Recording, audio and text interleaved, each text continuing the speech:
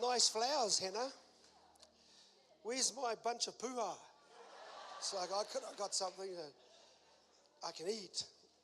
Oh, well, it's good to be here tonight. Thank you so very much. We were going to come and visit Johnny a week ago, but we decided that a Sunday was a good time to come down week ago, 2 weeks ago, and we could come in here and join you tonight. And we had a great meeting. And I said to John when I walked into the hospital, because I'm not the best hospital visitor, but if I go there with the intent of making sure that whoever I'm visiting, in some way, we're going to leave them in a better place. So first I said to Johnny, "Are you allowed to laugh?" And he started doing that, laughing. He looked at me, and he was holding his lungs. I said, "A merry heart doeth good like a medicine." So I want to spend this time with you here because it's been a long time since we're here, Ali, and you've done a good job with the elders. I was talking to Destry, who's filling me in. He said 5 minutes only.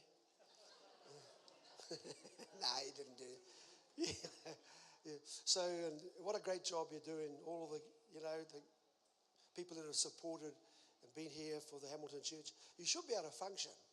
If I go anywhere and disappear in a rapture, you should be worried if you're left behind. But hopefully we all go together. But if you're left behind, keep going. It's going to get really bad for you, but you'll make it. Amen. Okay. What I'll do is I'll share a few things with you and pray for you and whatever else God decides to do. But I want to go to the war book. The war book. If I go to Joshua is in the Bible, if you don't know, it's the book of wars. Already there's comments going, "Why don't you go to the book of love?" This is the love book too. Yeah. It's a love book. It's about God and his love for his warriors, right? But right now, the West is at war. There's war around the world in Europe. United Kingdom, if you came with us, we went to London recently. They are in trouble again. They're still continuing. Been invaded by a religion of all things. I don't care what they say. It's not an ideology or whatever they call it. It is a religion. Islam is a religion. It's a violent religion, and it's not the religion that God is working through. God is working through the blessing of Isaac, the son of promise, not through Ishmael, who's the progenitor of all the Arab nations. They were half brothers. Unfortunately, Father Abraham hooked up with the Egyptian woman who was the maid. Her name was Hagar. He should have known with a name like that was a hag. Don't touch the Egyptian woman. You've got your wife there, right? Sarah, who's a Hebrew. But she couldn't wait for the promised child and pushed Abraham into an unfortunate sexual relationship that came about, and Ishmael was born. Now, you would probably not understand. Just quickly to say to you that Ishmael was not the promise. It was to come through Sarah, and eventually it came through Isaac. God said that nevertheless Ishmael will be a blessed nation. 12 princes will come out of them, the Arab world. But when when Abraham said that may Ishmael be blessed, and through him the blessing, and God said no, he's not going to be blessed. I'll look after him.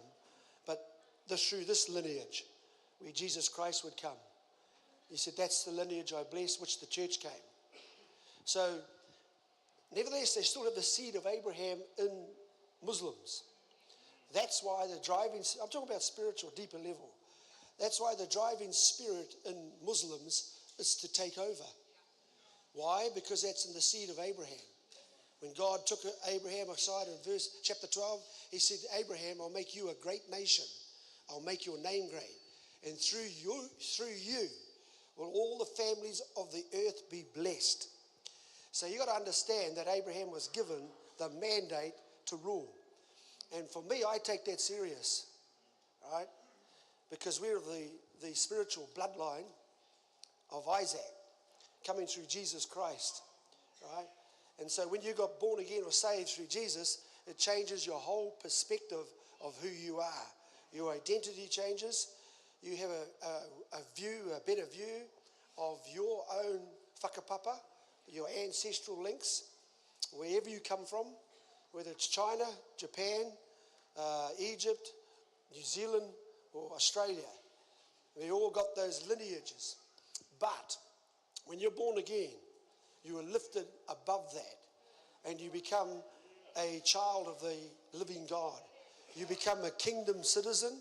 You move into firstborn status, which is a brother to Jesus Christ. Most of you know this. I'm teaching the Bible. It's all there. A firstborn, and then you become the remnant in the earth. That is, that God chooses you. I find it interesting. I was standing here before in this room, and I was thinking, do these people know that they're chosen, highly chosen? You might be saying, what do you mean by that? We're highly chosen. You are highly chosen. You're, in Acts, one of the things that confounded all of the astute intellectuals of the day, the religious community in Jerusalem, all of the political rulers, the Roman Empire, the whole lot, 12 apostles turned the world upside down after having a chat and some time with the resurrected Jesus. For 40 days, they communed with a new master, a different one from the four Gospels, who had flesh that could die. But now he was resurrected, and he was the full deal, complete. And Christ breathed on them resurrection life. That's why we're here to live, not die. Even if I die, I'll live. But I'm not here to die. I'm here to live. And I keep living. I see people moving away and going away and fading away, but we keep on getting stronger. I'm 67, and I'm still running with the young fellas. Still doing things. What I mean by that, they shall grow, when they grow old, they shall be fresh and green and flourishing. Me and Hannah are still flourishing. I'm a great-grandfather. I'm running with my grandchildren, but my great-grandchildren are my greatest delight. And teaching and passing on the ways of Yahweh and Yeshua, Christos. Passing on Christ. That's what you pass on, nothing else. You pass Jesus on. Nothing of the rudder from the past. No grievances, no hurts, no hate. You pass on with love, faith, and hope. I put on my children no burdens from my past and what I experienced and who I grew up with, and what I know is the same as what Māori are fighting with and imploding about today. I know all that. I was raised in that. But it does not affect me. I'm not affected by that. I live higher than fighting over small, menial things. So my children's children don't carry that grievous burden in their lives. How can you expect them to live in the future if you keep loading them up with the past? That's good. That's good preaching. Don't put your stuff on them. They want to live clean. Give them a clean start. Let them be happy. They don't know how to hate. They don't know how to try and go back and say, I was colonized and some stuff was taken off me. I say, no, your oyster is ahead of you. God will provide for you. God's given you every place where your foot lands. That's what I'm going to talk about right now. I want to read the scripture to you because it helps a little bit so you don't think I'm just talking. Here's the book of War, Joshua chapter 1, verse 2. Moses, my servant, is dead. This is God speaking, and he's speaking to a guy named Joshua. I know most of you are pretty literate, but some people don't know. So Moses, you must have heard of Moses. He's one of the few men that talked face to face to God and didn't shrivel up and burn. He couldn't even see the pure glory of God because God said, you can only see my back parts. I'm too holy for you at the moment. You've got to wait for Jesus Christ to die with the blood and clear the heavens so you can come into my presence. This is cool, eh? But this is pre-Jesus death and resurrection. So Moses had a relationship with God. And he did well, but he was dead. Now he said to Joshua, arise. Don't sit and wallow in what was. Don't wallow in what was. Don't talk about what was. Don't worry about what was. Too much talking about what was. Trying to bring out what was to hurt people. That was then. That's gone. What was. Rise up. And that means that what was is dead. And it's not even bad. It's good. Moses did nothing bad. He was good. He got to the mountaintop. He spoke with God. He took them as far as the law would allow him to, but he could not enter into the promised land. So God said, no, Moses, you're a faithful servant, but this is now for another new generation. Somebody just feels something now inside you. It's for another generation to enter in and change the future. It's for a new breed of people. Moses, you were great, but I'm bringing some people in, they don't even know it. Most of them are sitting in this room and they haven't caught it yet. He's talking to you tonight. You came here to check me out. You came here to see what it's like. I'm telling you what, God brought you here tonight. Not me. I'm just a man, but God brought you so you could hear, though, what the man is saying, because I can tell you this, there's something big up on the horizon that's ready to come and happen. Oh, I can hardly contain myself. Hold on, I got to go through introduction into the body and then the ending. I don't preach like that. I kind of blow it all up. Look, you know, he says Moses is dead. Some things are going to die in your life tonight. Moses, my servant, is dead. You cannot arise. You can't see your new tomorrow. Economically, spiritually, of course, family-wise. I'm talking about your work situation. Don't think that you're going to go out and go back to your same life. God's going to interrupt into you. You might not like it. You might go and say, nah, not for me. I'll tell you what, you'll have a dream tonight. When you stop being angry and you know, just a little bit, oh, yeah, I'm giving you the benefit of the doubt. You're a good person. Beautiful. I actually thank you for coming here tonight. You did well to come out, not watching TV on the couch with popcorn or potato chips and dip. That's what Hannah eats. Okay, anyway. She'll kill me. Moses is dead. There's a lot of things that got to die. And it's not even bad, it's good. Even the good things that happen back there, fantastic. But you can't hang your hopes and your dreams on something that's back in yesterday. Believe me. You've got to think about now and what's going to happen tomorrow. That's more important. God is saying to Joshua, Moses was revered. He's big. He's bigger than life, Moses. He's the man, but he's dead. Now you rise and you've got to take on this new future. And he says to him, therefore arise, go over the Jordan, you and all this people, to the land which I am giving to them, the children of Israel. Here's the promise. It's a promised land. I've been in this land and country for 67 years. I'm a patriot, a true patriot. My dad's Māori, my mum's European. Perfect. I got both sides of the warring factions at the moment. One faction is really warring. The other one is worried about that Labour and Greens and Te Pāti Māori could form a government if there was a snap election tomorrow. And some people would just, half the country will take off to Australia. There's heaps running to Australia. I've got good news and bad news for you. If you're thinking of going to Australia, don't. It's just as bad, if not worse, than what we're getting now. You know that? A lot of people going to Australia thinking their gold mine is there. That's not your promised land. If you were born here particularly, shame on you. No flight, fight. I've decided I got 5 generations here. Kumai te paki.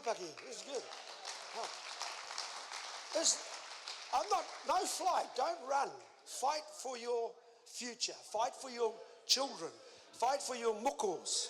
That's what it's about. And your great muckles fight for you, just to keep you sane and that you die with a good conscience or you get raptured.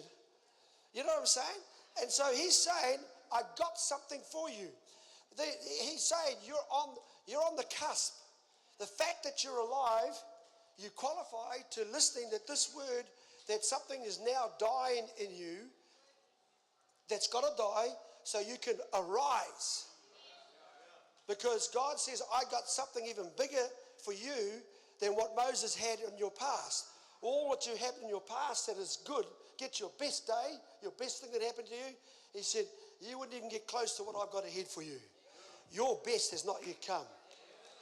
We're on the cusp of greatness. We're on the cusp of something big. Come on, somebody. I'm telling you right now, for all this time, he's saying to him, hey, Joshua, look, come on, get up, get ready, get over. But Moses fought all his life. Our ancestors fought all their life and died not seeing the promised land. But for you, you're not only going to see it, you're going to participate in possessing it. Am I in the right place tonight? No, I mean it. I'm going to tell you something, so you'll clap harder soon. I'm going to tell you this. I got to finish reading this. Look at this. He says this. Settle down there, Pastor Rewe. Great to see you tonight. Good to see Pastor Rewe here. Is there no other pastors? No. You get some brownie points with me tonight. Okay. Now my servant's dead. So you go over this and this people. Our people. Our people. These are our people. These are my people. These are your people. Who? Maori and European. European and Maori. They're my people. That's the two people I know. We're not a multicultural country, at least not first. We are bicultural. Bicultural, two people. I don't care what people have said and what the history is. That's how it is. Two people came. One brought Christ to us. It was the European, what you call colonizers or whatever else. And they came for all the things that you can add up and say that they did wrong and they've done wrong. And people keep blaming through the generations that colonial thing. Might be right, might be wrong. But either way, I don't need to have anything from there, from the past, to try and validate my future. Your future is validated without that. I used to go in the marae and I'd see inside the wharenui all the photos. And there's always no room for any more photos after a while. And I said, what about my photo? I want to put mine right up there, smack bang in the middle. They didn't even have my dad's in one when I did his tangi. They didn't have his photo in there. So I got up and I was speaking at his tangi. Of course I would. And I said, one last thing after I finished speaking, you're going to put his photo right back in there in that whare. And if it's not there, I'm coming back and I'm taking all your photos down of all our ancestors and I'll put his up by itself. By that afternoon, they had a talk amongst the kaumātuas and the fire, and they came quickly and said, yes, we'll do that. We'll do that, Brian. Thank you. Good. See? Moses is dead. That means so is fear. Why do you fear? It's great to have that. It's not a disrespect to ancestors, but they live their day. This is my day. So when I die, if I don't get raptured first, put my photo in there, big, large, and a great big one. Okay. Is it working, Lord? I'm really pulling their leg, but I'm just trying to encourage them to think big. Think that you're somebody too. You're somebody. You're living a history. You're making history. Don't underestimate you. Stop putting you down, taking you to hell. You're destined for heaven. You know, it's amazing how many things that you live on that are fear-driven. Fear. I don't fear anything. Not because I'm big or strong or whatever, because when you know Jehovah, why would I fear when I got the God of the universe who loves me? And he actually quite likes how I do some things. And he loves the faith and courage I have. And faith pleases God.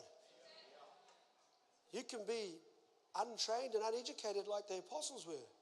In the book of Acts, the intellectuals and the politicians of the day looked at what was happening amongst the people like this. Spread it in Hamilton, everywhere. Tell people, tell the whānau, unashamedly, Jesus Christ is coming back soon. Our country's in a mess, but Christ is the answer.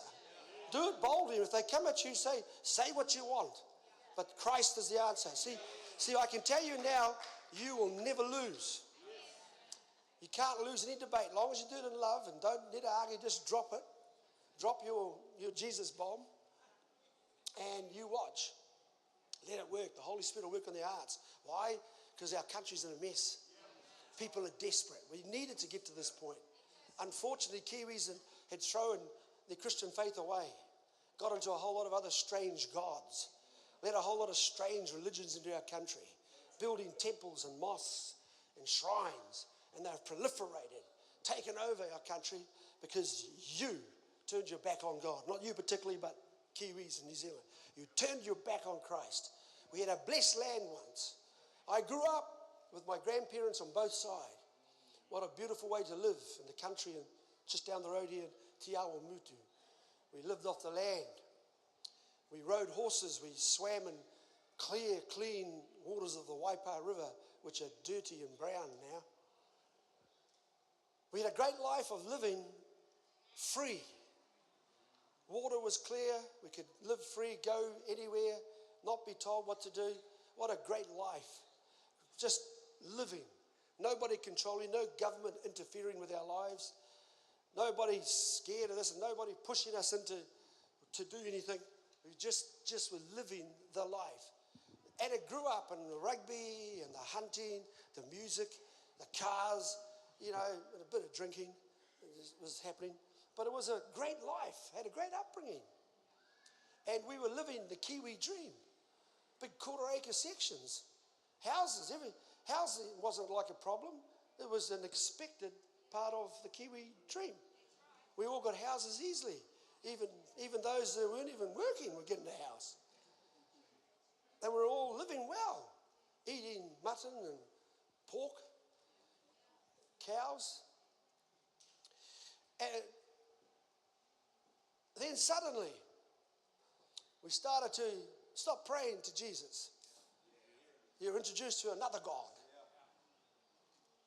We stopped talking and reading about the Bible. It wasn't the book that was hip anymore. We started to turn to greed, to money. We started to build up certain doctrines and narratives about who we were and who we weren't, who we should associate with and who we shouldn't, what gang, what group, what team, what race. And we got ourselves in the SHIT.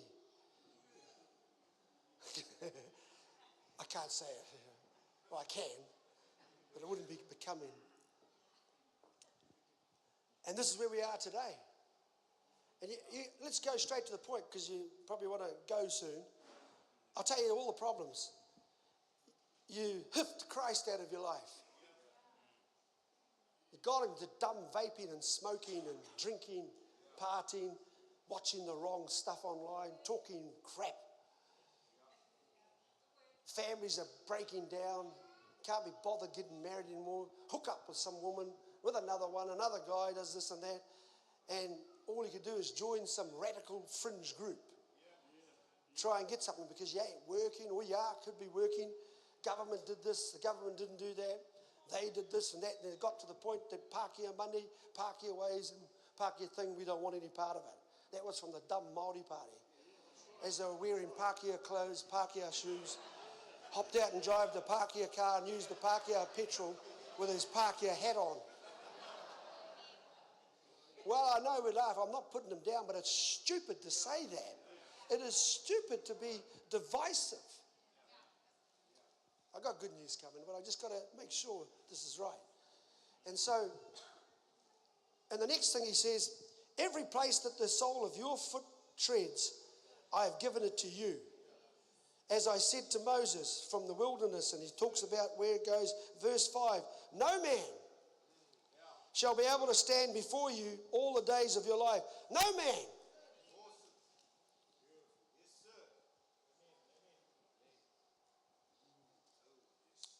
I was the first person to stand up to Jacinda Ardern's rule and reign of terror. And it only came after she locked Auckland down and old Ginger Nuts. Ginger Nut, the guy with the ginger hair. What's his name? Chris Hipkins. How the hell did you leave him in here? How the hell does he be a leader of a major political party after he crushed us? He was the minister of COVID-19 that locked us down. He then became the health minister that actually forced you to be jabbed. Then I believe he became the minister of something else. He was just about the minister of everything, so he could be cruel to us. Then when it's all over, he hops up and he's a leader of a party. What the heck's wrong with Kiwis? At the very least, like his boss, I don't know who, they're both the same. Jacinda, at least she took off. This little rat got back into politics again. Not only that, 35% of the population, or might be more, are thinking of voting for him in Labour Party. You've got to be joking me. I feel like packing up and going to Australia. Leave this dumb country to go to hell. That's rough language, isn't it? You'd probably say it doesn't matter if you lose. Yes, it is. I stood and started the protest movement. I stood when Auckland was 3 weeks in, and all of Auckland screamed at me while they were all locked in their houses and now couldn't talk to anybody. Nobody could go to the funeral of their dying. I had a guy phone me and said, Brian, I'm going to ram the cordon, where they were guarding it with police barricaded in. Nobody could come and go out. Well, they locked Auckland down beside you guys getting locked down. And it was getting into about the third or fourth week. And I decided to have the first protest to stand up to this evil. And most of Auckland said, F off, Brian Tamaki, don't you dare stand. I mean, what? I mean, you stand and you will get her annoyed and she'll add another week or two, our lockdown. I couldn't believe it. Is that what's in Kiwis? That they would bow down and be chicken like this and let these people absolutely destroy our families. So I had the two commissioners face up to me, and we tried to stop me because Jacinda had a clear record. Australia was breaking out in violent, remember, protests, and all around the world. But little New Zealand were inside. That's the men. Looking out the window. Nobody move so she doesn't put another week or two on us. You should be ashamed of yourself, this country. She wanted a clean record. She wanted global attention that I have not had any violence. I got control. I got them by the throat. I like to say by something else. But do you see what I just... So we stood. You're in special company tonight. Darn lucky I came. I didn't see any of those other cowards. I asked a whole lot of people. Church leaders, church pastors, leaders in the community. I even got on a live of about 60 people all talking about it, but none of them wanted to do it. And then they turned on me because I was silent for a while, and I said, well, I know me and my church will. No, your church has got a brand on it. I don't care what you think about my church, but I know my people love this country. They love their families. They love God. They're not going to stand by and sit here week after week, month after month, while we can't go to tangi or funeral. You can't talk to your neighbour. You're not allowed to go outside the gate. You can't even blimmin' squeak. And if somebody does, your neighbour's told to rat on you. Then they said that you had to take the jab or you lose your job, and you guys still sat in your houses. Anyway, I should get out of this. I don't want to bring memories back to you that are bad. But we did. Destiny Church. Boy, I had a struggle. They see me and try to do it live with two commissioners and said, you can't do it. And I said, do you believe it's my right to protest? And they looked at each other and they said, oh, yes, it is. We'll defend your right to protest. Good. Then what stops me from going out? And they said the COVID-19 health restriction. And I said, then what do I got to do to achieve or to help keep that? Well, you've got to wear a mask and distance. So I'm going to do it. I'll do that. So I'm coming. And they kind of, well, okay. We got masks at the police station, one said to the other one. And then they talked about how, look, you know what? I'm telling you right now that there was something about what God was building, not in just Destiny Church, but in a nation where I believe God has men and women just waiting. They are waiting for something bigger than what they're in now.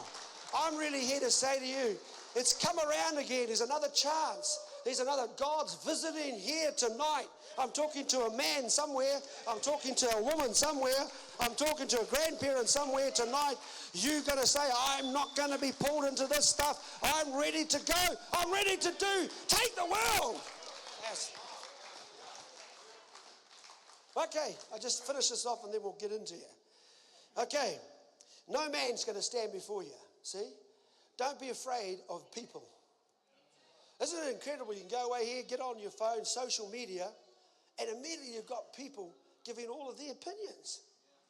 First thing you do is check and say, well, what have you done? You're criticizing Brian, but I know what Brian's done.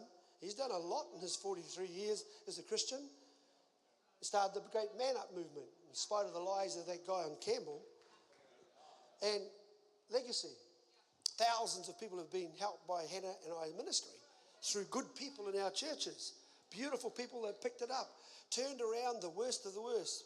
Me being one, Pastor Reary was worse than me, and Today was the worst of all. So, bank robbers, murderers, wife beaters, not murder. I don't think, I know, yes, I do. I know a couple of them murdered in prison. They changed their lives around. See, God can change murderers. There's a second chance for everybody. Come on. You can be cleansed and come out. Beautiful, this stuff. And so what he's saying here is now that you cannot let people talk you out of what your heart is saying inside, what your conscience says. Your conscience says, I know this is right, then do it.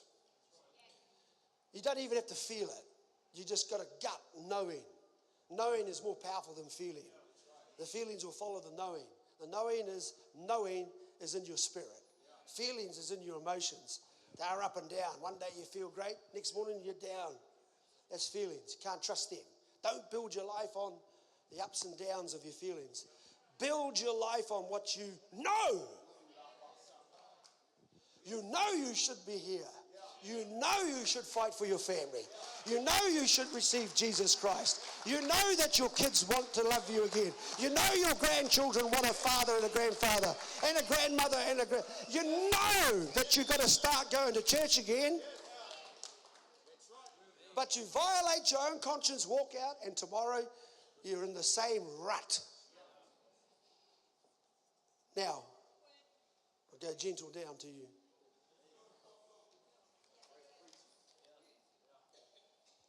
He said over here, no man shall stand before you all the days of your life. I'll be with you. I'll be with you. And I will not leave you nor forsake you. Whew. God's promise to you is that he will never leave you nor forsake you. Even when you stumble, he won't leave you. I'll tell you what, you'll leave him before he leaves you. He'll never leave you. God is not a man that he should lie. I don't know, I've had people come back up front and prayed and they said, oh, I've just come back. Apostle. I said, oh, great. Where'd you go for holiday? He said, no, I've been away for 6 years. Oh, okay. I didn't know. Welcome back. Hug. That's it. I don't want to know what you've been doing. I mean, you could have done all sorts in that 6. It's not my business. Between you and God. And you'll find here, never leave you. The one thing I know, God will never leave me. Everybody else could leave you, but He will never leave you. My greatest discipline is getting up 4 o'clock in the morning. Used to be 3. It's a bit hard on the body now. But 4 o'clock, and I spend a good amount of time in the early hours when everybody's asleep and it's still dark and I'm outside. That's my time I commune with God. And boy, I can tell Him everything because there's nothing He doesn't know. And I'm asking, oh God, help me. Help us. Give me this nation. I shouldn't be telling you this. Give me Australia. Don't tell the Aussies. Give me England. Give me Canada. Give me the Commonwealth. Give me the world. Oh, shut up, you. It's not you. I'm someone who just criticized me. So what do you wake up and ask God for? Well, I didn't ask Him for anything. Ask and you shall receive. Seek and you shall find. Knock and the door will be opened. There's no difference between me and you except that I just believe my God and I believe what I say. God kind of likes me. Sometimes I can feel like He wasn't happy with me this week. But then I think, well, there's another week next week. He says, go on, you cheeky little boy. Go and do that and hold that thing over there. Don't say that. Cut this out. Go over there. Do this, do that. Don't worry. It's pretty good, eh? So I go inside, grab my cup, pour in some big muscle building stuff. A couple of big teaspoons of cinnamon. Drink it down. And then I go out and I'm thinking, what can I do to change the world and make it better? Who can I help today? And it happens. It comes. Things happen. The steps, everywhere the sole of my feet tread. It's amazing when you know I'm the owner. I own this. I own this building. And when I go outside, I own that road. I own my car. Don't tell anybody this, eh? So wherever I go downtown, I own it. Wherever my feet walk, I own it. I own the atmosphere. I own the dimension I'm in. I don't care what you think. I'm coming out of my closet, okay? And I'm letting you own. You own it. You are an owner.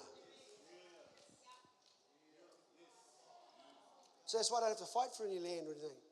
I go and something, I own this. When I go hunting, I own it. I'm in a river, I own this river. It's amazing how it keeps happening, opens up, things open up. Walking through the bank, I own this bank. Don't tell anybody, okay? But I own this bank. I own this house. Everywhere see, the difference between me and you again is I believe what I say. No other difference, no special favors I have doing here. I just believe what I say. I believe what God says. You might stumble about that, but that's your life. You can hop up out of the seat today and say, you know what, I believe. I believe, I believe. 3 very cleansing words. Say it in the mirror every morning until you break through. I believe, I believe, I believe. And then add this, I can, I can, I can. Then walk out. You're no longer a dependent, but people depend on you. Because there's a shortage of faith out there. There's a shortage of hope out there. And there's a shortage of love. I'm a big supplier of all 3. Faith, hope, and love. And guess what? I got another one. Courage. If you're scared, come and stand with me. Walk with me. Get into one of my churches. You'll soon catch it. It's a very contagious disease. Courage makes you stand. stand. You turn up. You stand up and you speak up. I had a group of my young men come recently. They must have had a big chat how they were going to approach their father. There's about 6 or 7 of them. These are the pure breeds that have come through our school as little kids in the preschool. Then they went on through Destiny School. And they get all the maths, English and that, but they also get the tripartite teaching, spirit, soul and body. So they get the teachings of God and what their parents, who are the key to this, raise them. Now, this happened under my nose because it was an intention to raise that breed or generation that was pure. What do I mean by that? That they would love God and would not virtually have to be converted. They'd grow knowing Christ, and their parents would lead them to Christ, baptized in water, resurrection, because that's the teaching. So they rise up new people. They don't want to touch drugs. They don't want to smoke. They don't want to touch alcohol, and they won't have sex before marriage. That's the oath covenant that they make. They want to make it because we didn't have that chance. Nobody taught us that. So this is all happening. I set it up a few years ago, 20 years ago. Then suddenly I've got all these young men and women that someone says, Apostle, did you know that these the pure breed you talked about a long time ago that have abstained from all of these? And I said, these are the boys when my men were away and I was at my father's tangi that did the haka on Ponsonby Road and paralysed the whole LGBTQ. They stopped them in their tracks. They went viral. And people around the world got sick of the haka. But I said to my guy, look, put those young ones on you got with you. And they basically busted out. You might have seen them. Now, it wasn't the haka, wasn't the words, wasn't the dress. What I found out, it was all my pure. That they've not touched all those, they have not, they're in their 18, 19, 20-year-olds. Haven't had sex before marriage, keeping themselves. That's a big achievement. They haven't touched drugs or cigarette, haven't touched alcohol. All young Māori and European boys and girls. Isn't that beautiful? Stood there and they did it. It was the purity. The power flows more powerfully through a pure conductor. The best conductor of electricity, I understand, is gold. But it's too expensive to put that in stuff, so they use copper. But this is a pure gold. So what flows through them, even people who hate Christianity and hate us and don't like us, what happened is that God, he says there's so few of this, he just flowed through it with power, paralyzed the whole 100,000 people all lined up in all this movement they planned for 3 months to take Ponsonby Road with a guy with little leather undies in a cage, whipping, and men running around with their parts showing, and the police force and all these strange people. It was a perverted mess. And our police force was in it, the defence force was in it, and all sorts of community people and politicians, councillors were paying for it from taxpayers' money. But that one row of pure breeds killed the whole show.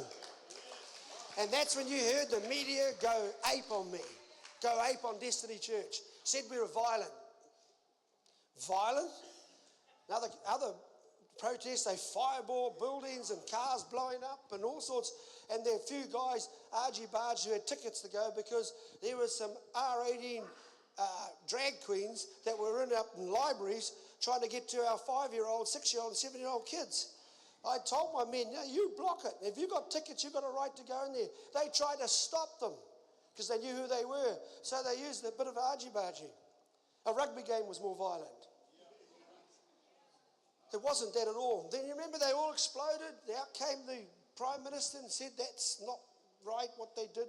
It's not acceptable. Then old Ginger Nuts came out and he had his say and said, Brian Tamaki is just a boy. Brian Tamaki's a boy. Coming from a guy who doesn't know what a woman is. And then every other politician, every person, every councillor, and every whole country blew up. Some of your relatives blew up. Everybody hated us. Hated us, what for? For protecting our mukos? For standing up against perversion that was taking over our nation? We didn't get that on the day. But I was elated because around the world it went viral. It reached about 40, 50, 60 million, I think. 60 million. And I read the messages in that 5 minutes alone. 60 million people. Not one of them were negative. They say, wow, what was that? And someone said, come to Argentina, come to China, come to London, come to New York, we got invitations everywhere. And then, not one negative, except for my own country, for my own people. Criticized us to bits. But around the world, every country said, wow, what was that? There was different. There's something about that. See, they were feeling it. They weren't necessarily all Christians. They were feeling the flow of power through pure kids that loved God. I can't explain it. It's just that thing. They got that thing. They got that thing. It's that thing. It's incredible. You know, people withstood Joshua. It's like I could say this tomorrow and it could be on the front page of the Herald and I'd get blasted from this country. Put the same words that I'd be saying anywhere in Australia, England, and even those other countries having trouble, they love us. Everybody was asking for this, whatever they did to paralyze it. They stopped. Boy, if that was my protest, I would have ran through whoever was. I'd say, charge, boys. We've planned this for 3 months. We're not stopping for, 16 youth with real men on. I was naughty. I had T-shirts, put real men there, and Man Up. So Man Up went global. It's in Kenya, Nigeria, United States.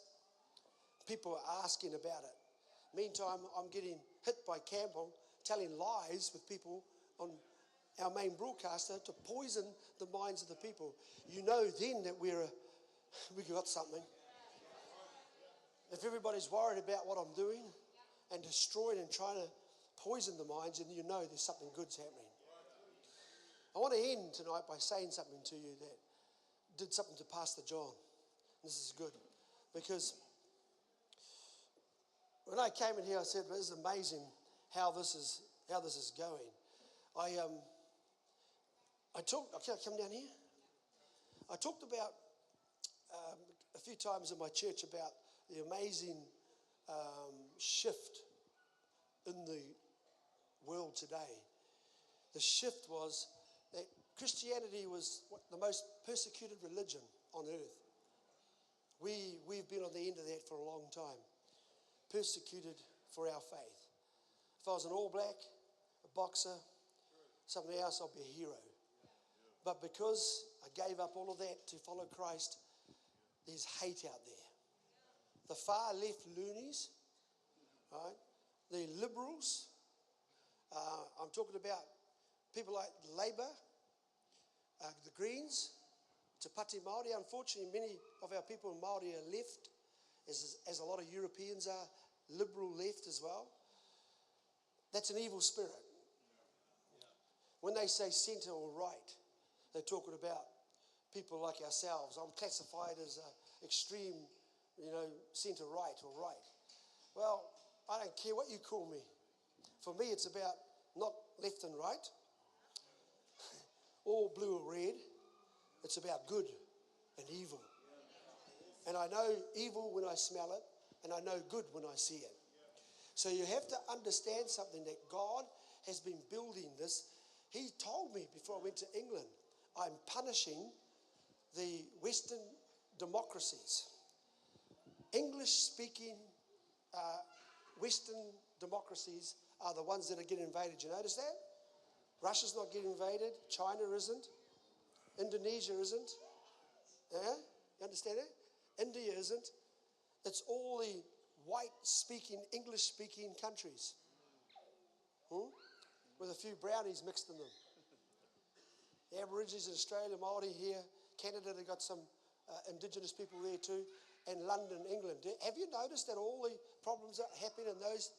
Because I'll tell you this, we once had the blessing of God because we were what they call Christian countries. We built our nations on Christianity. Therefore, we thrived. Economics did well. In 1916, almost 93% of this country were Christian. And the graph says that we had our best economic times. We were the second richest country in the world. These are facts. These are not me. This is facts. The second richest country in the world, only after the United States of America. Have a look for yourself in 1960. The second richest country. I think we're about 160 now. There was 1% crime. No unemployment. And everybody went to church and didn't work on Sunday, so they had the traditional family meal where dad, mum, and the sons and daughters would gather around and you would talk about how life's going. Talk about that, and then the grandchildren used to be a part of it. And the family generation got so strong that they could help each other in business. So family businesses was the expected thing coming out of generational families. That's been all messed up. So what happened? The graph will tell you easily that you can see the rise in crime, unemployment, divorce rates, then the breakdown of family, then all of the problems of the economy. Everything went hand in hand, glove in hand, with the basically the rejection of Christianity. The more that people turned away from Christ, you saw then the thing go down. We went down from 96%. Now today, I think it's only about 33, 34% of this country is Christian. It once was 94%. You backsliding lot. And all our troubles have come from that. It's proven. If I was a politician that had half a brain, I would look at what made us the richest country once. What kept crime rate down? What kept unemployment down? What made our families happy and people happy? He'd look at that and he'd see, oh, Christianity. Oh, shucks. No, I don't want that. We're a secular society. Secular means God is not welcome in any part of our lives. That's what they did. They swapped out Christianity for secular humanism. I'm on a crusade to bring Christianity back to my country, back into politics, back into our families, and back to every street in the hood. Now, I want to tell you something, because I was lying down the pool, I was thinking about something. Police were concerned that when the pro-Palestinian people were going to march across the bridge, remember just recently? They wanted the Harbour Bridge to march across. This was just before I was going to England. And I decided I was going to have a stand, a march for New Zealand in Labour weekend. That's next weekend. But something happened. So what happened was, we went to Australia, went to Australia. And a storm came and made it not possible for the pro-Palestinian march to happen over the Harbour Bridge, right? Now, don't forget, I had said not long after them that I was marching over the bridge too. So when the pro-Palestinians got easy access and the New Zealand Transport Agency gives it okay, did you see? You didn't see because that's not your interest, that's okay. But in the news came out that Christopher Luxon, the Prime Minister, advised the New Zealand Transport Agency to let the pro-Palestinian people march over the bridge. I thought, wow, can he endorse me too? Being a true patriot of New Zealand, and I love my country, a Christian at that, 5-generational family. So I'd put it up, and the news didn't bother when I said, I'm going to be marching over the bridge for the March for New Zealand, get our country back and all these good things. And then he sort of heard that, and after the storm stopped them so they couldn't cross, the pro-Palestinian missed it. So mine was open, and it was like, oh God, Brian Tamaki, I suppose God used the storm to stop the pro-Palestinians. Now he's got the bridge, and what can I do to try and stop him? Then he comes out, and we heard in the grapevine that Chris Luxon said, we're going to have to do a legislation to stop any type of protesting and stuff going over the bridge. And I said, yeah, okay. So police and that got a little bit more anxious coming near the date because it's only next weekend, right? And they kept asking, and I said to them, don't say nothing. Don't say nothing to them. So they started to get anxious. Is Brian going to, is he going to still march? Is the march on? We want to know, is the march on? And then in the end, I knew it wasn't the right time. I said, no. But it came out in the Herald that the police told me I couldn't have it. I never talked to any police. No police talked to me. So that was not right. I think he called it something else. And the Herald might have changed it, being fair to the police. They were talking to a couple of people. I don't talk to them straight anymore because I've had too much different things happen from them, right? So I said, no, we'll cancel it. They still didn't believe me because in the past I tell my team, don't tell them on the day. We'll tell them on the day what's going to happen. Then we just come. We don't ask for permission, we just go. And it's worked well. That's the beautiful freedom. And give a clap to this of protest. That's the only outlet we have. We have no other way otherwise. But here's the story. We finish on this is the beautiful thing that's happening. This guy phoned me. He's a police officer, and he said, I've been newly appointed, a Māori man. He'd been newly appointed to be the superintendent that's going to now coordinate all the protests that happen in Auckland and probably over the country. So he phoned me and had a shot, and he said, got on the phone and said, hi, I'm so-and-so. I said, hi. And he said, look, Brian, can I spend 5 minutes with you if that's okay? Because apparently, this is in hindsight after we had the meeting, the police were having a bit of a wage in there that they said, you can't get to him. He doesn't talk to us. And, and he thought, oh, well, okay, I'm going to try. So he did. When he hopped off the phone, he told them, this is after he told me because we were having a laugh. He said, he asked me, I said, oh, can I just have 5 or 10 minutes and go to a cafe? And I said, come to my house. And it was silence just like that. He didn't, because they told him, you can't get to him. You have to work through. And he said, no, he just asked me to his house. And they said, nah, he's going to cancel at the last minute. He's going to try and teach us a little lesson. I didn't. Came to my house. In fact, I was planting some rewai. And they had dirt all over here, and I forgot all about our appointment. I said 9 o'clock.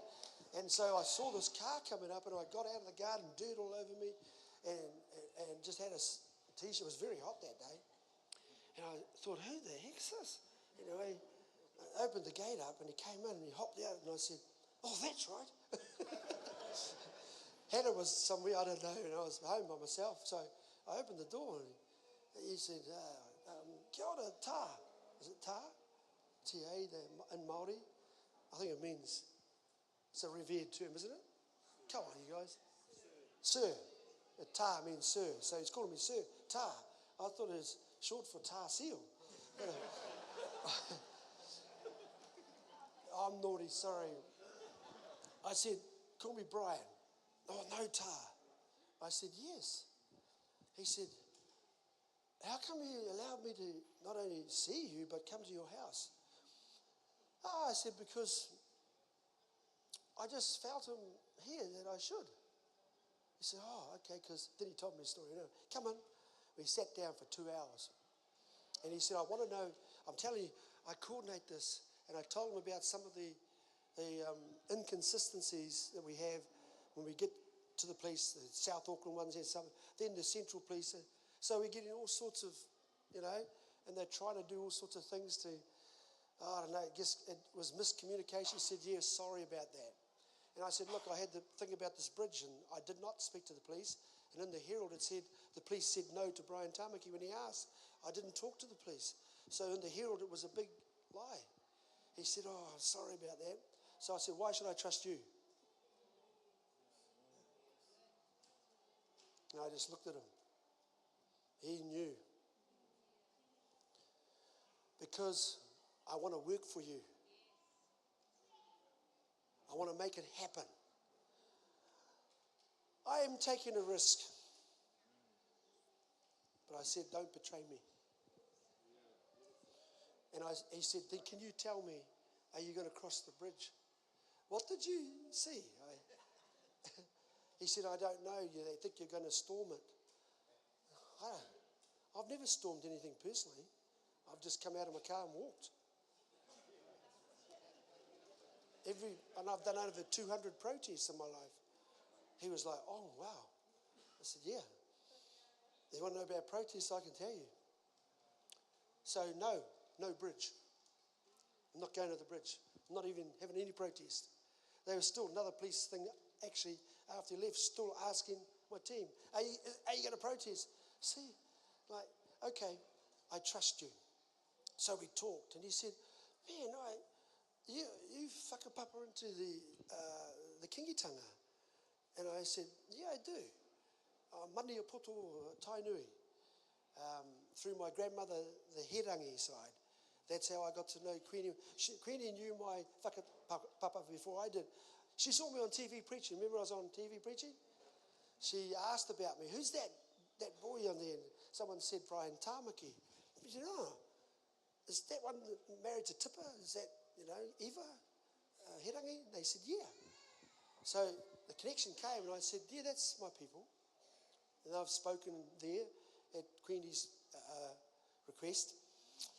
This is going somewhere. And he said, oh, that's interesting. And I said, yeah, I know most of them in there. And I said, look, I'm going to pop something on you. I said, I want the bridge on January the 31st. He looked at me and said, whoa, well, you said you're working for me. I'm giving you, and in Joshua it says, God told Joshua, tell him, 3 days, and you're crossing over. 3 days, 3 weeks, 3 months. 3 months from Labour weekend to Waitangi weekend is exactly 3. I only found that out when I was in the room up here. It's 3. And I said to him, he said, what for? I said, you're going to see the biggest protest, rally, march in the history of New Zealand. I'm thinking about 50,000 or 20,000, 30,000, that it could be 50,000. What are you doing? I said, I'm going to march across the bridge. And I'm going to cover one side of that bridge with every New Zealand flag that can be found on one side of it, and on the other side of it to be totally covered with the New Zealand flags. Why? Because I said, right now, Māori are imploding publicly and also globally. We were called mental by Elon Musk. Did you see that? You might say, F him. Yeah, well, go and say that then. But nevertheless, the Māori Party is imploding inside. And a lot of young Māori are involved in that. Toitu, Titiriti is the movement, the young movement, that is also breaking away. You understand what I'm saying? So right now, it's an explosion, an upheaval. And I say, good. On the other side with the Europeans, they're all in fear too, because the last 2 polls have come out. Their beloved national has gone into the 20s for the first time. And they are now saying that, God forbid, that gingerhead, Labour, Greens, most of these people are not even born in New Zealand. They're in Parliament telling us how to live, and we are the tangata whenua. That's not right. Anyway, and the Te Pāti Māori could, if they had a snap election tomorrow, they could be in government. So they're all in fear. So you've got all of these Pākehā fearing now. Oh my God, what's happening? Nobody's coming through. I say, good. So there's upheaval in chaos. You need chaos so people can be slam dunked down on the ground to know what's going on. And now Māori's in chaos. And I was lying down had a bit of a spare time from planting the gardens and that, and I was down by the pool. See, God blesses me with a pool where I can sit and dream on my chair. and I got a flagpole with the New Zealand flag, and it was fluttering, and it was a good wind, and I could hear it. And I looked back up at it, and I thought, gee, that's going hard. And it fluttered and kept going. And that's when I got it. I looked at that flag, and I felt in my spirit that God was speaking to me about all the flags and all this, that now it's the right time to stop the fight and unite. Unite Maori and European together as one people. So, on the 31st of January, is that the right date? I'm calling it New Zealand Day. Now, a lot of people are going to disagree with me. Go ahead. I can see all this explosion and chaos. And in the middle of that, God is saying, but you are a bicultural people before you are multicultural or anything else. We are bicultural. Whether we like it or not, European and Māori are two people. How many people in this room are full Māori without any European blood? And put your hand up. No, not a single one. Oh, one over here. Bless you. I'm going to do a blood check on you later. Because there'll be some Pākehā little wee swimming in there in your bloodline somewhere. My point is, we've all got something there. The fight has got to stop so we can unite. So I'm calling it New Zealand Day. 2 weeks. See, the 31st is planned. Waitangi, somebody said, I'm not touching Waitangi Day. No, that's our history. I'm not touching Waitangi Day. I'm not removing it or doing away with it. I'm fulfilling. I'm bringing it to fullness. You see, I'll tell you why. I told him, he was at the table and his eyes were like this, and I said, there's a rift between Pākehā and Māori, or European and Māori right now, that's been there for some time. It's festered to now extremist views. And our young moko and the young ones now, they are getting to the point where they're radicalized, and it's not right. Okay, now I said to him, Europeans won't go to Waitangi. He looked at me, because he was really protective of Waitangi. So am I. But we're not going to unite. We'll keep fighting. This separation must stop. I said they won't go to Waitangi, but they will go to a New Zealand Day. Now, for us as Māori, if they don't want to come to it and stay there, you see, what do they see and what I've seen? I've been to Waitangi many times. I've been asked to speak there. It's a place of division. It's divisive. All the Māori activists have come from there and they go there. And they perpetuate a message of radicalism. And they're usually anti-European. Fight against themselves. One of them's got, I think, a surname Smith. Anyway, you understand, so leave Waitangi, we have that. But I said, we need a New Zealand Day. And we need to officialize it. That so we bring Māori and European together as New Zealand. And we must stand up and bring unity together so we save our children's future. Now, when I was in the hospital tonight, Pastor John was looking a lot better. It was good. And I shared this with him. He was in tears on his bed. And he started to cry. Hey, Ellie. I thought, I got to let this man know you got some work to do. I said, you're going to be marching with us over the bridge. And I could see the lift.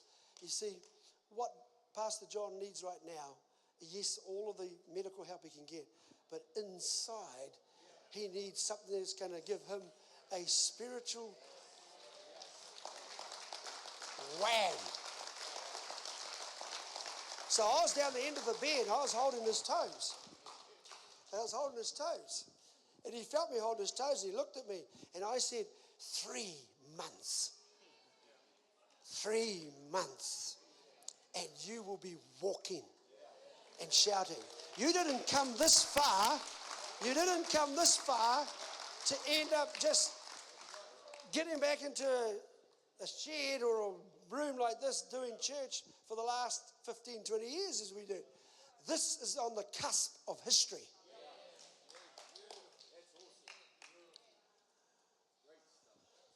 Yeah, it is.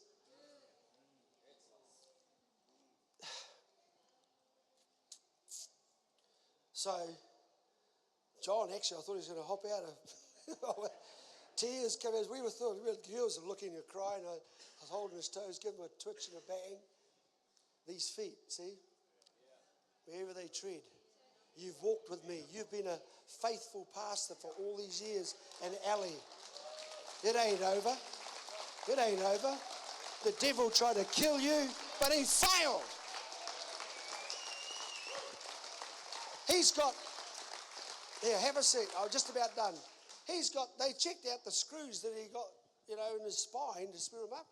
And they did it in Bali, but he was saying that they were crooked and not doing well. I said, did they get a carpenter to do the job? So I said, oh, man. He said, don't make me laugh. I'll make it. I said, yeah, they got to get me open and to redo and screw him up and put some steel. Man, I said, look at you, mate. You're alive. And when I told him that vision, even though he didn't stand up and go crazy, he lifted in his spirit about. He said, "That's it. That's our dream. That's the crusade. That's why I was born. I was born to unite New Zealand, bring us together, and succeed in bringing Christ back to this country again." I said, "It ain't going to be easy, Johnny, but you're going to be walking, my man." Then he said to me, "Oh man, it's hard." He was crying and he was thinking. Then he says, "I'm going to church next Sunday in a wheelchair." I said, "No, you're not." You're not going to no. He's just had his lungs. They scraped, not sucked. Scraped out all of this pus and other stuff. And I'm sitting there like, wow, this man has been through a lot. And they took it out of him. And so he says, my first thing is I've got to get my lungs good and right. Then I've got to get, bionic man. It's like, he's got to get that thing. So I said, you're not going to church because you only need one person. I'm a faith man. But you start talking to somebody who coughs over you or has got something they shouldn't have, put it back in your lungs. No, 3 months. 3 months. Prepare. And he knew straight away I was coming from Joshua. Prepare for in 3 days, in 3 months, we will possess the land. And no man will be able to stand against you, because where the sole of your feet tread, I have given it to you. Hallelujah. Let's stand. Father, in the name of Jesus.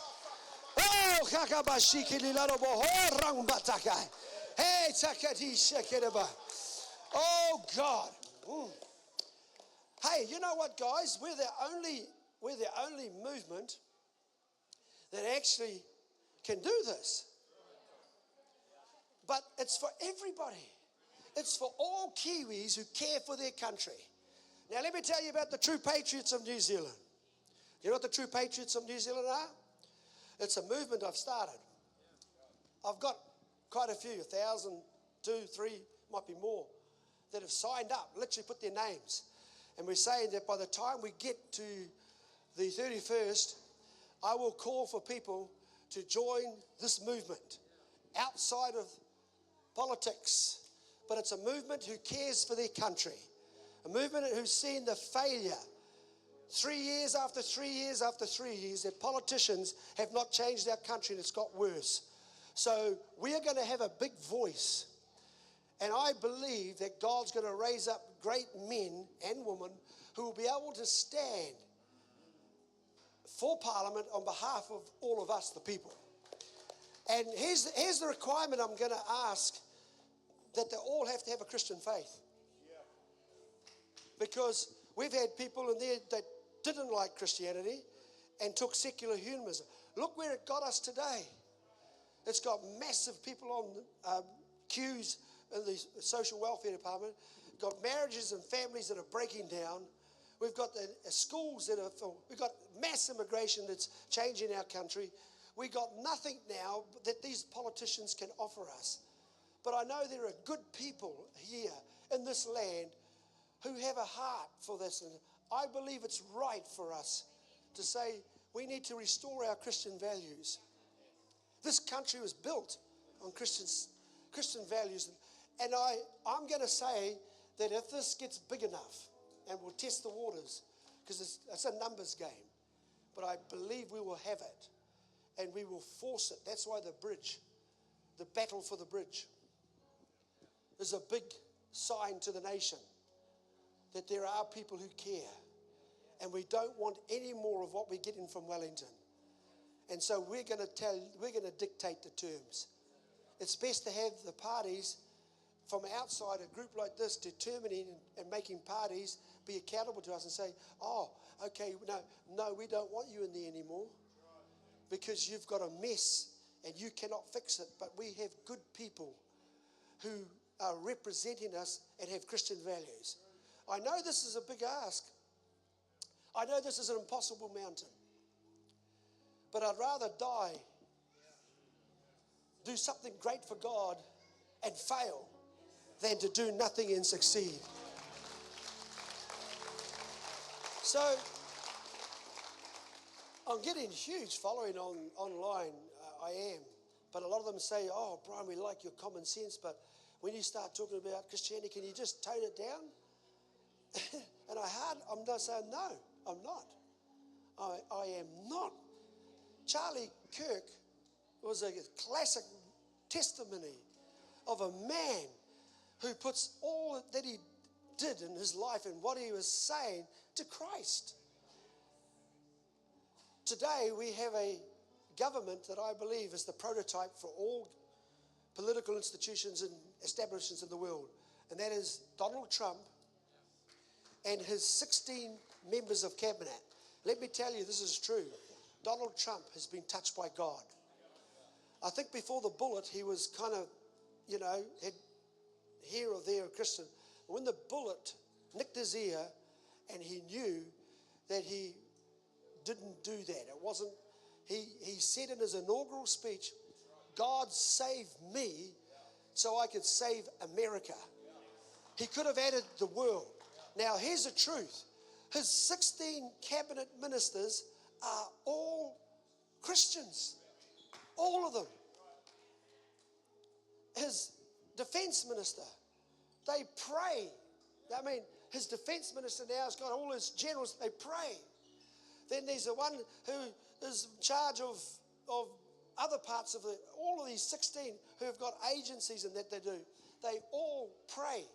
Carolyn Levitt is his personal press secretary, does all the press meetings. She's a devout Christian. They're Bible-believing, Spirit-filled. Can you believe? I mean, you've got to believe this. So he's got a total Christian government. And they're unashamed about it. Now, they've cleaned up.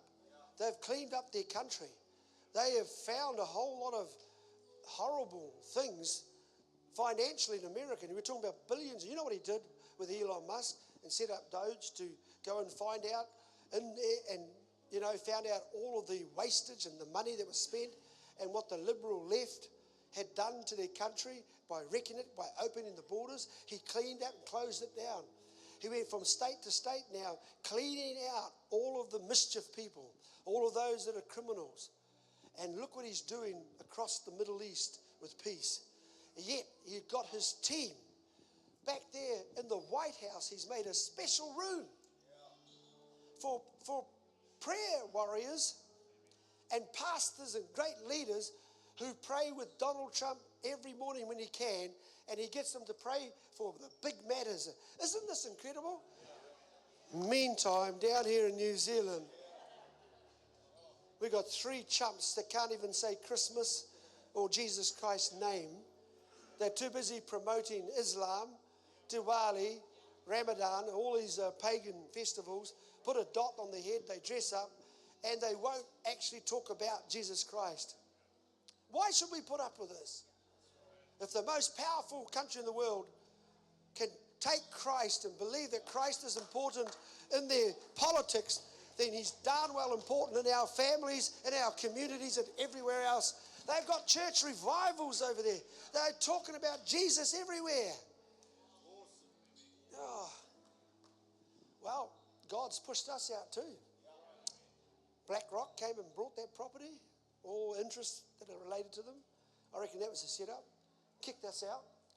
But funny, God said, good. You're going to be now a street movement. So all my team are already out on the streets preaching the gospel in the squares, and they're getting converts. So what we're going to do is go for saving souls massively. So I'm going to move the church to the west, to the north, to the east. And we hired the Jew drop in for a big Christmas weekend. Going to celebrate Jesus like hard. Then I'm going to change the country. So I said to my team, I said to Jen, time to start advertising right now because I've let it leak. I've leaked it. I've leaked the fact is that we're going to turn this country around. A New Zealand Day. I'm going to unite Māori and European. You watch them fight this. You watch them fight. You watch the media put us down. But we are not going to stop. We're going ahead with it. So, God bless you. Thank you so very much. If you're new here and you want to join the church locally, you want to be involved with us, please come to the front after I finished. And I got my team here. Over here on my right, Pastor Riri, Tude and Jenny. And here's also the team over here, Pastor Testry and the team. All right? Don't hassle Pastor here too much. Pastor Ellie, she's, what a great lady. Gosh. Just put your arm around her, hon. Father, we just thank you for Ellie. What a woman who's stayed by his side, not just recently, but in all of the turns in John's life. Your daughters, I know, are heavy on your heart. But I'm going to tell you today, your daughters are going to come back to Christ. This whole move, this whole time, the events that we stand in now are only a foretaste of the Reformation that's coming upon us in this country.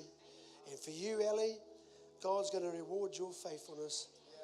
All the desires of your heart will be met. In the name of Jesus.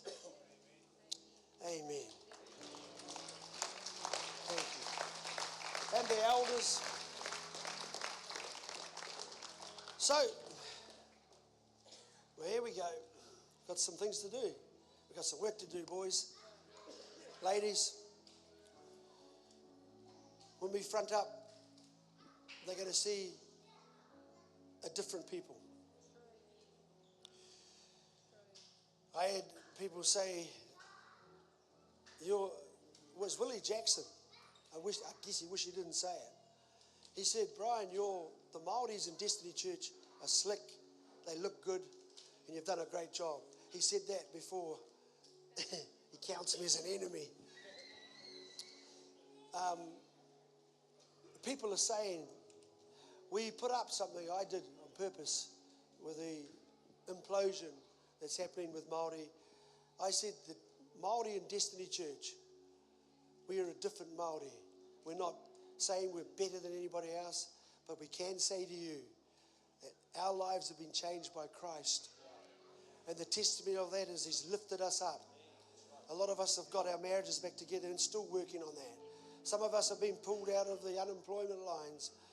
Some of us have been pulled out from drugs and violence, alcohol. But I'll tell you what, you are stars. And God has always predestined that you should be with us. It's not a fluke. It's not a passing religious experience. You're now a soldier of Jesus Christ, enlisted in his army. And I pray, come here, Nate. When I see some of these guys now come and I'm meeting them all around the place, and they say, I want to join you. Some of them are not Christians. And I say, brother, you're going to join me by standing on the front lines with me. And I said, and I'm saying to them now, what are we going to do? And he said, there's plenty to do. You can climb on the bridge and tie some flags up there. Just don't fall. You can walk across. You can stand. You standing there is going to put another count alongside somebody else that's going to make the nation look up. Hey, God bless you. Thank you so much for coming out tonight. It's awesome. And let's go. Thank you. This tree.